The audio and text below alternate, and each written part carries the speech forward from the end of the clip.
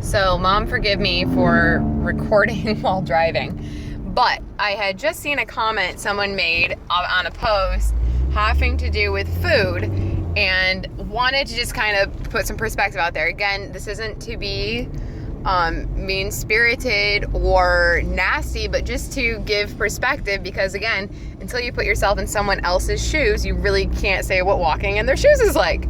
So I posted a post up about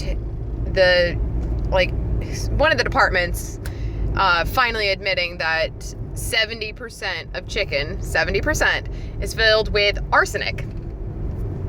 Yeah, poison causing death, right. So big surprise. Oh, they finally admitted it. Wonderful, I guess. But someone shared the post and their reply was, well, guess I'm forced to stop eating chicken now. So that rubbed me wrong in two ways. The first of which, there are a million other things that you could eat in your first world country with your first world grocery store with aisles full of pre-cooked food and things that are ready just to be bought. So chicken is not all there is out there, for one. For two, you saying, because I'm forced to do something else, like it's a big inconvenience to you, when really what you should be saying is, how about, oh, thank God the chickens aren't forced any longer to live a life in slavery to specifically be bred for your food source. Like, chickens did not choose that. Okay, now that I've parked. So what I was saying is, when you make it sound like you're having to be inconvenienced because you can't have chicken anymore, well, think about it, that these animals in farming factory proportion, industrialized, not agriculture, but industrialized, as no living creature should ever be forced to be. And you're trying to tell me that it's inconvenient for you, but their entire life, their entire sole purpose of even being bred is just to be turned into chicken patties for you, or chicken breasts for you, or whatever it may be. Like, you're not that chicken. Maybe you don't feel for that chicken, but chickens have feelings. Chickens have emotions. Chicken can sense pain. And they're treated horribly and inhumanely if you've ever watched a documentary or picked up a book about it or seen any of the undercover films that are out there in mass quantity, waiting to be Googled and picked up.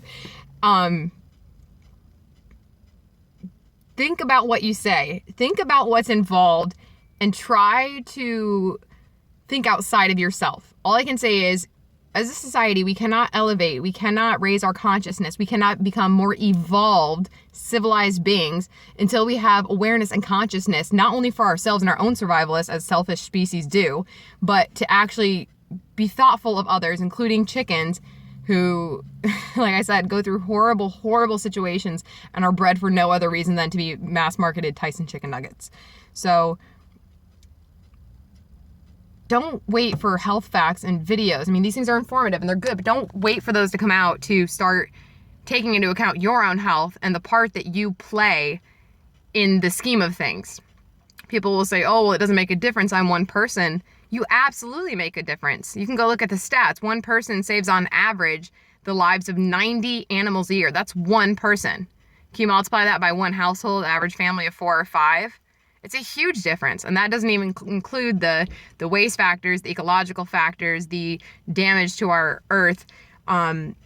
Quick fact of the day, apparently the emissions and everything in our sky, the ozone layer damage, is actually worse from farming and agriculture in the industrialized way they're doing it than from the car emissions that we all have. Again, food for thought. Be aware. Read as much as you can. Find out what you can and act accordingly.